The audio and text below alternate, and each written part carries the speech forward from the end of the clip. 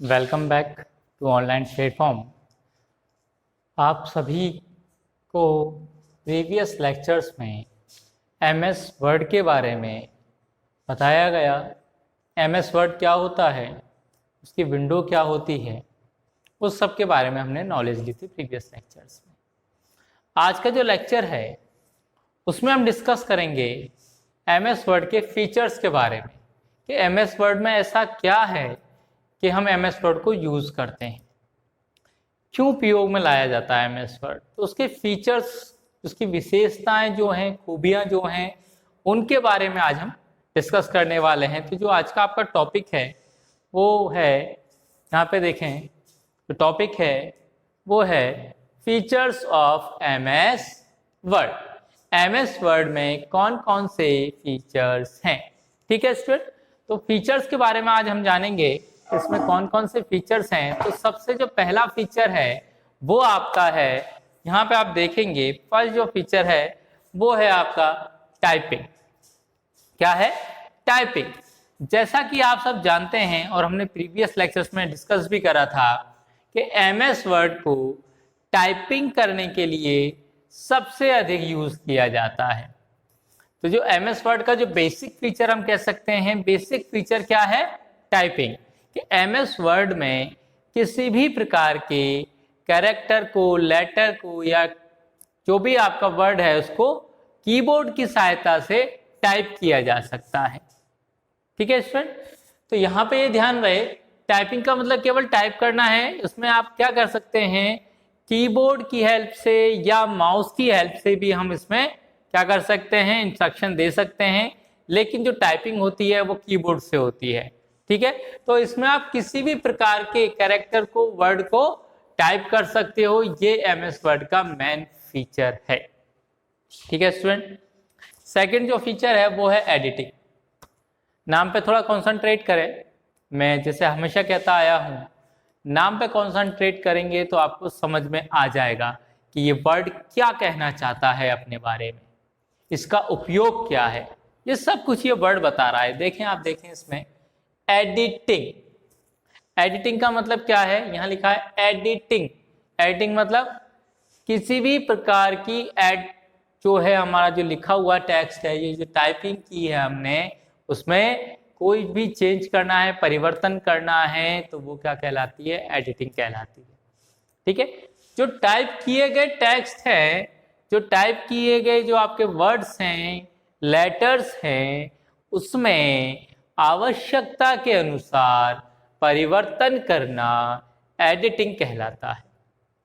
अब एडिटिंग का मतलब केवल टेक्स्ट को परिवर्तित करना नहीं है स्टूडेंट्स, इसमें आप किसी भी प्रकार के जो ग्राफिक्स बना रहे हैं, शेप बना रहे हैं, उसको भी आप चेंज कर सकते हैं, तो वो एडिटिंग कहलाता है। कलर्स को चेंज कर सकते हैं, जैसे अभी हमने यहाँ ब्लैक लिखा हुआ है, तो आप चाहो तो उसको कलर को चेंज कर सकते हैं। जैसे यहाँ पर रेड है तो ब्लैक कर सकते हो, ब्लैक को कुछ भी आप एडिट कर सकते हैं। जैसे इसका जो फॉन्ट साइज है, इसका जो फॉन्ट साइज है ये अभी ज़्यादा है, ये थोड़ा कम है, तो इसको भी चेंज कर सकते हैं। ठीक है, एडिटिंग का मतलब क्या है कि किसी प्रकार का कोई भी परिवर्तन, जैसे मैंने आपको बताया, इसकी जो स्टाइलिश है, जो स्टाइल है, उसको चेंज कर सकते हैं। देखें, ये अलग स्टाइल का है, ये अलग स्टाइल का है। ठीक है, तो आप चाहो तो आप इसको भी चेंज कर सकते हो, किसी भी स्टाइल में बदल सकते हैं। इसकी फॉन्ट की साइज चेंज कर सकते हैं। जैसे यहाँ पर जो साइज है ये और ये दोनों में अंतर है, तो चाहो तो आप इन दोनों को भी चेंज कर सकते हैं।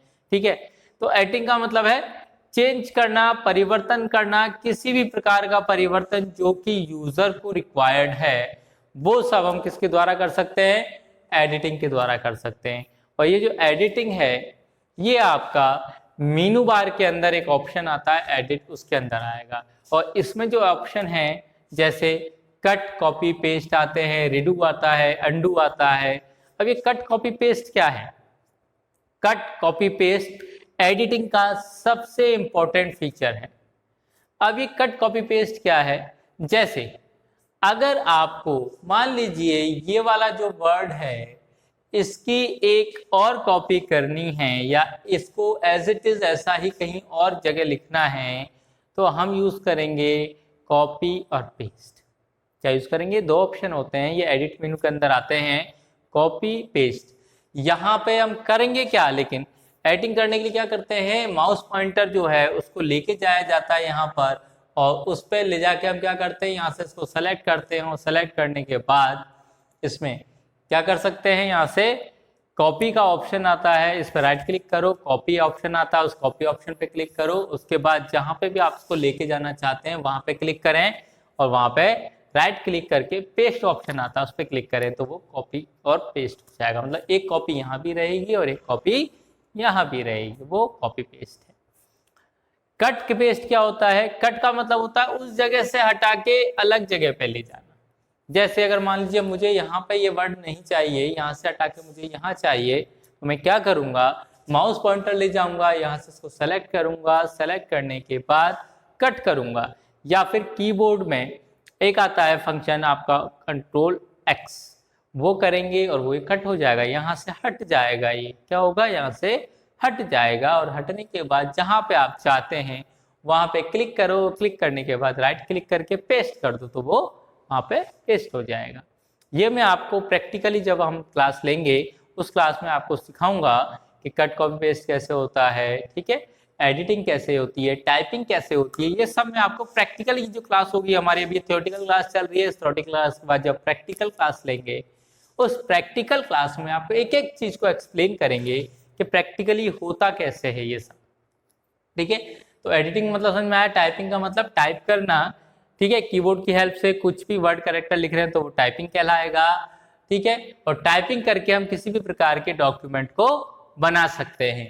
इसके बाद है एडिटिंग। एडिटिंग का मतलब होता है एडिट करना, परिवर्तन करना, चेंज करना। जो भी आपने टाइप किया है उसमें आप अपनी आवश्यकता के अनुसार परिवर्तन कर सकते हैं, वो कहलाती है एडिटिंग, ठीक है। नेक्स्ट जो है वो है आपका टॉपिक फॉर्मेटिंग।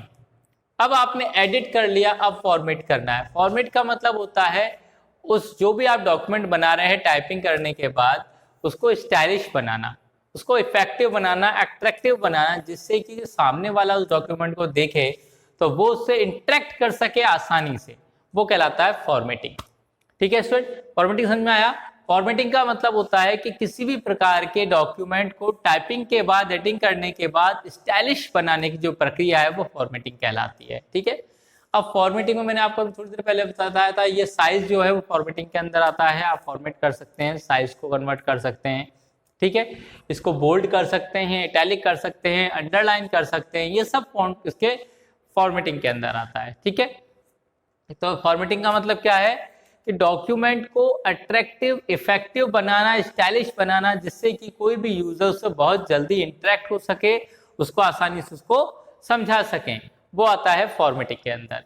और ये जो फॉर्मेटिंग है ये हमारा फॉर्मेट टूल बार के अंदर आता है। इसमें बहुत सारे ऑप्शन होते हैं, जैसे इसमें पैराग्राफ भी होता है, ठीक है, मार्जिन भी होता है, इसमें आपके अलाइनमेंट भी होते हैं, जैसे कहाँ से डॉक्यूमेंट हमारा स्टार्ट होगा, कहाँ तक एंड होगा, डॉक्यूमेंट में कहाँ पे क्या लिखा जाएगा, पैराग्राफ की जो लाइनें हैं वो कितने स्पेस में होंगी, ठीक है, पैराग्राफ कहाँ से कहाँ तक चलेगा, तो ये सब फॉर्मेटिंग फीचर्स के अंदर आता है। फॉर्मेटिंग का मतलब आप समझ चुके होंगे। फॉर्मेटिंग का मतलब है कि जो भी आपने डॉक्यूमेंट बनाया है उसको किस प्रकार से अच्छी फॉर्म में रिप्रेजेंट किया जा सके, जिससे कि यूजर इंटरेक्ट हो सके और उसको यूज कर सके, ठीक है स्टूडेंट। नेक्स्ट जो है वो टॉपिक है आपका ग्राफिक्स। ग्राफिक्स तो पहले के जो MS वर्ड था, जो वर्ड प्रोसेसर थे, MS वर्ड से पहले के जो MS जो थे वर्ड प्रोसेसर थे, जैसे वर्ड पर वो था, वर्ड पैड था आपका, ठीक है, नोट पैड था, इसमें आप ग्राफिक्स का यूज ज़्यादा नहीं कर सकते थे, बहुत कम कर सकते थे नाम मात्र के लिए। लेकिन MS वर्ड में एक नई फैसिलिटी जोड़ी गई है, वो है ग्राफिक्स। तो ग्राफिक्स का मतलब आप जैसे जानते हैं, प्रीवियस लेक्चर में आपको पढ़ा चुका हूँ, ग्राफिक्स का मतलब है कोई भी इमेज, आइकन या पिक्चर या फिर ड्राइंग वो ग्राफिक्स कहलाती है, ठीक है। कोई भी इमेज, आइकन, पिक्चर, ड्राइंग, ठीक है, वो क्या कहलाती है, ग्राफिक्स कहलाती है, जिसको कि हम क्या करते हैं, शेप के माध्यम से दर्शाते हैं, वो आपकी ग्राफिक्स है। तो MS वर्ड में क्या है, एक ऐसा फीचर जोड़ा गया ग्राफिक्स, जिसकी मदद से हम किसी भी प्रकार के टेक्स्ट को ग्राफिकल रूप में या टेक्स्ट के साथ साथ ग्राफिक्स भी हम इसमें बना सकते हैं। और ग्राफिक्स बनाने के लिए हम शेप्स का यूज़ कर सकते हैं, जैसे लाइन है, रेक्टेंगल है, ट्राइंगल है, ठीक है, पॉलीगॉन शेप्स हैं, सर्किल शेप्स है, ये सारी शेप्स हैं जिनके माध्यम से हम क्या कर सकते हैं, ग्राफिक्स को बना सकते हैं, ड्रॉ कर सकते हैं। ये भी एक इसका इंपॉर्टेंट फीचर है। क्यों है? क्योंकि हमारी जो वर्ड है वो GUI टेक्निक पर बेस्ड है। किस पर बेस्ड है स्टूडेंट्स? GUI टेक्निक पर। तो GUI का मतलब है ग्राफिकल यूजर इंटरफेस। तो इसमें ग्राफिक्स की हेल्प से हम क्या कर सकते हैं, यूजर इंटरफेस या इंटरेक्ट कर सकता है, इसलिए। ठीक है, तो ये ग्राफिक्स भी हम इसको ड्रॉ कर सकते हैं, इसमें डिजाइन को बना सकते हैं। और ग्राफिक्स की हेल्प से आप ज्यादा से ज्यादा जो डॉक्यूमेंट का जो पार्ट है उसको डिजाइन कर सकते हैं और बहुत आसानी से समझ सकते हैं। जैसे आप सब जानते हैं कि टेक्सुअल फॉर्मेट की जगह पे ग्राफिकल फॉर्मेट में अगर कुछ भी मैटर लिखा हुआ है तो वो जल्दी समझ में आता है। जैसे अगर मैं आपको 20 लाइन 50 लाइन लिख दूं यहाँ पर, तो वो पढ़नी पड़ेंगी, समझनी पड़ेंगे। उसकी जगह पर कोई भी डिजाइन बना दूं मैं, ठीक है, तो वो बहुत जल्दी समझ में आएगा कि ये डिजाइन कहना क्या चाहता है। तो इसीलिए ग्राफिक्स का ज़्यादा से ज़्यादा यूज़ किया जाता है। और ग्राफिक्स में हम कलरिंग भी कर सकते हैं, इसको स्टाइलिश भी बना सकते हैं, इफेक्ट भी डाल सकते हैं, एनिमेशन भी डाल सकते हैं, ये सारे ऑप्शन इसके अंदर आते हैं। ठीक है, नेक्स्ट जो पॉइंट है वो है आपका सेविंग। सेविंग एक इम्पॉर्टेंट पॉइंट है, फीचर है, क्योंकि आपने जो डॉक्यूमेंट बना लिया उसके बाद उसको सेव करना आवश्यक होता है। अगर सेव नहीं करते हैं तो वो डॉक्यूमेंट केवल तब तक सेव है या जब तक ही हमारे कंप्यूटर में आता है जब तक आप काम कर रहे हो। आपने जो काम करना बंद कर दिया या फिर शट डाउन कर दिया, बंद कर दिया कंप्यूटर लैपटॉप, तो उसके बाद वो डॉक्यूमेंट उसमें नहीं रहता है।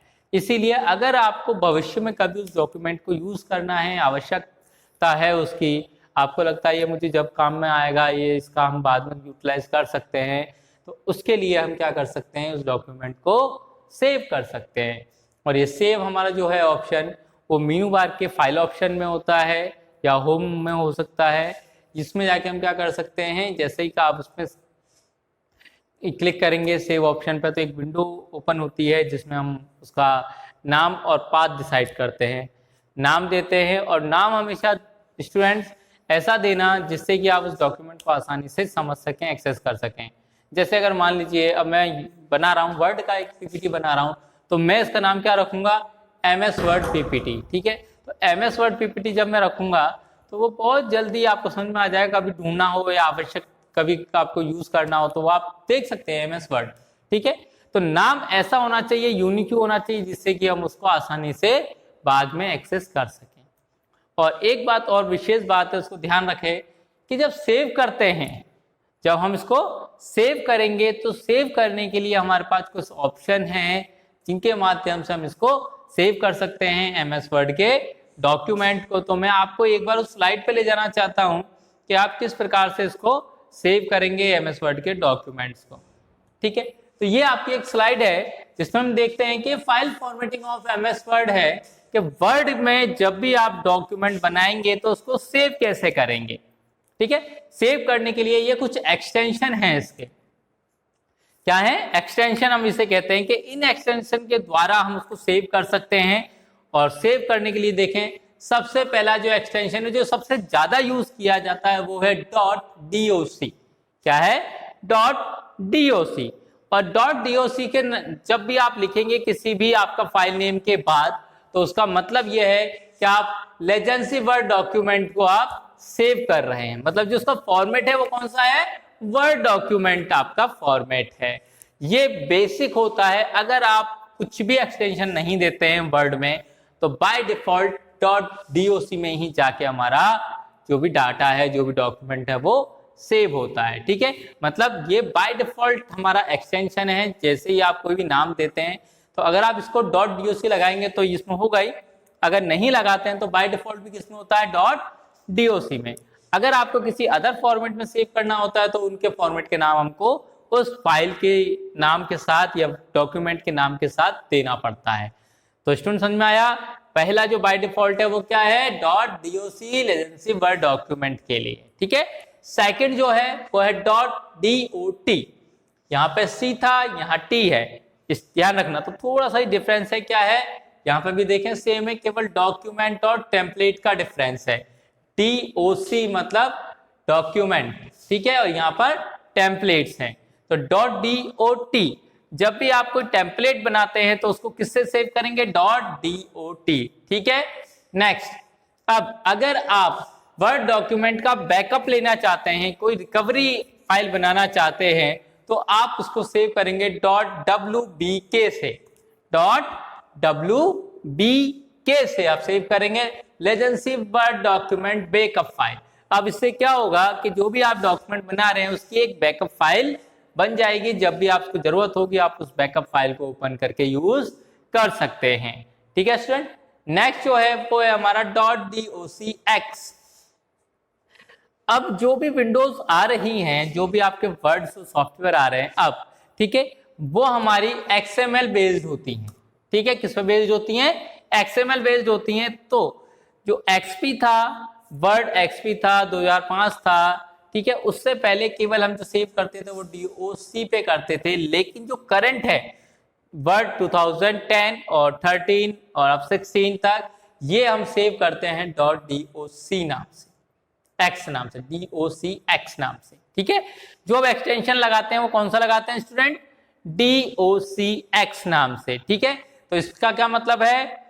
XML वर्ड डॉक्यूमेंट, क्योंकि अब जो आ रहे हैं ये सब XML बेस्ड आ रहे हैं, इसलिए हम इसमें अब एक्सटेंशन क्या लगाते हैं? .docx।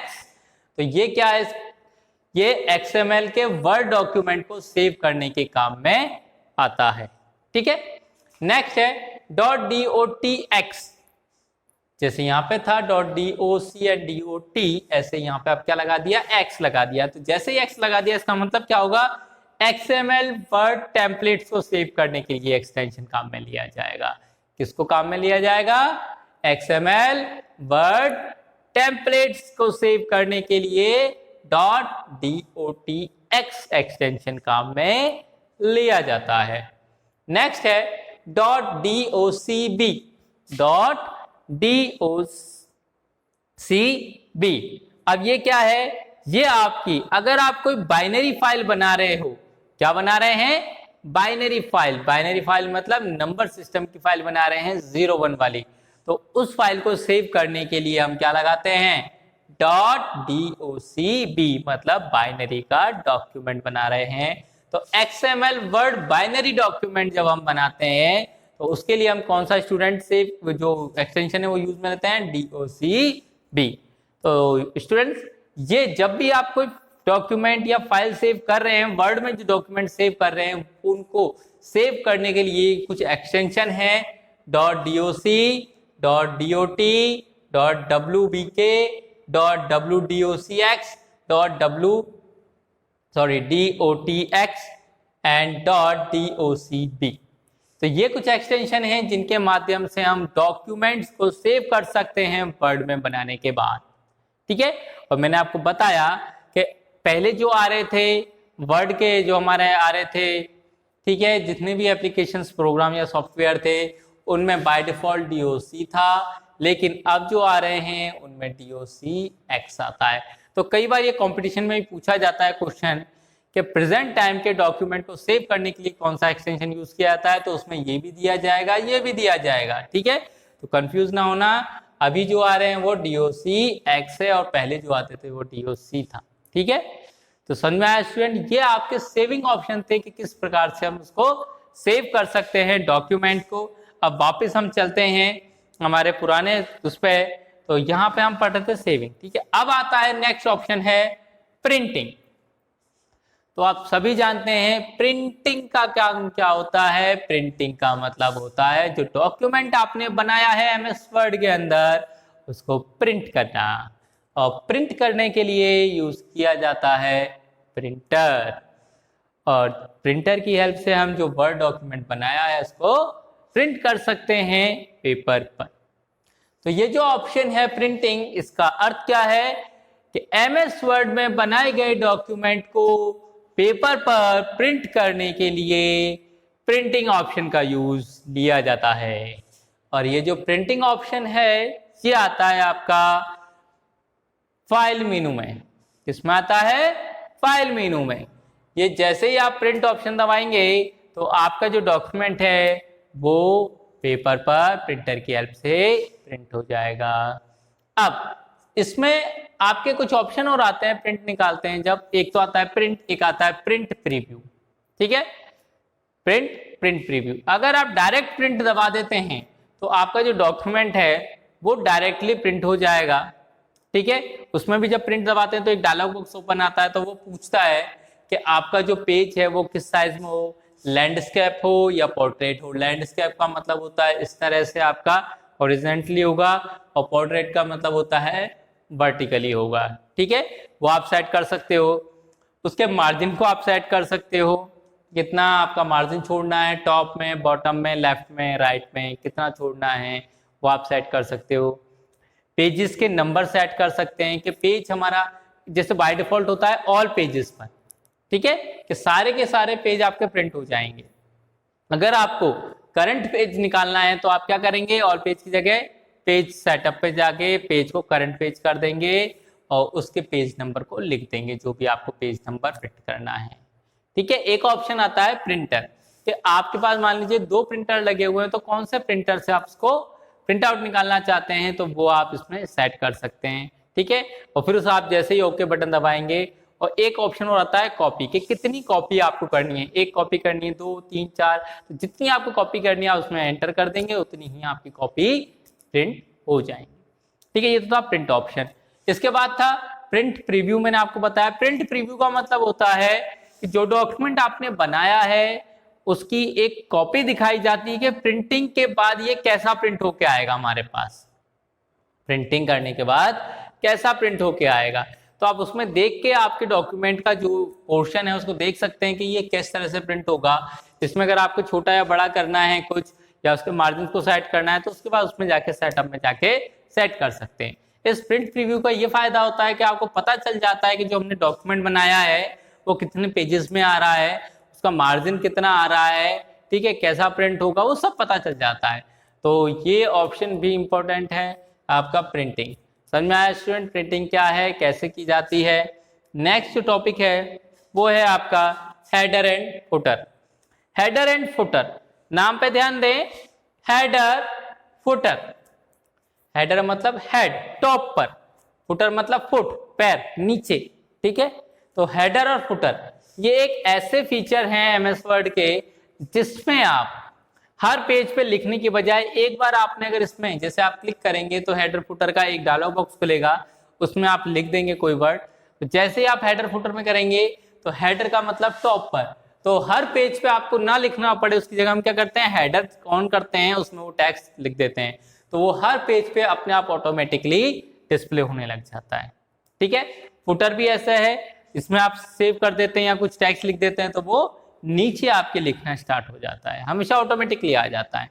ठीक है, जैसे आपने बुक्स देखी होंगी, बुक्स देखी हैं, बुक्स में आपने देखा होगा, बुक्स के ऊपर आपने देखा होगा जो भी आपका चैप्टर या किताब का पेज है उसके ऊपर टॉप पर टॉपिक का नाम, चैप्टर नेम या बुक का नाम लिखा आता है, तो वो हेडर में आपका फिक्स किया होता है। यहाँ पे कई बार आता है टॉपिक का नाम आ जाता है या चैप्टर का नेम आ जाता है कॉर्नर में। ठीक है, तो वो हेडर में सेट होता है। और डेट या पेज नंबर नीचे लिखा आता है, आपने देखा होगा पेज नंबर 1, 2, 3, 4 वो नीचे लिखा आता है, तो वो फुटर में सेट किया जाता है। मतलब किसी भी टेक्स्ट डॉक्यूमेंट के टॉप में या बॉटम में फिक्स करने के लिए आप हेडर या फुटर का यूज करते हैं, जिससे कि हर बार आपको लिखने की जरूरत ना पड़े, केवल एक बार आपने सेट कर दिया उस हेडर फुटर में तो वो टेक्स्ट या नंबर आपके हर पेज पे, डॉक्यूमेंट के हर पेज पे डिस्प्ले हो जाएंगे। ठीक है, समझ में आया हेडर फुटर क्या है, किसी भी डॉक्यूमेंट के पेज के टॉप पर या बॉटम में आपको हर बार लिखना हो कुछ टॉपिक तो वो आप इसमें सेट कर सकते हैं।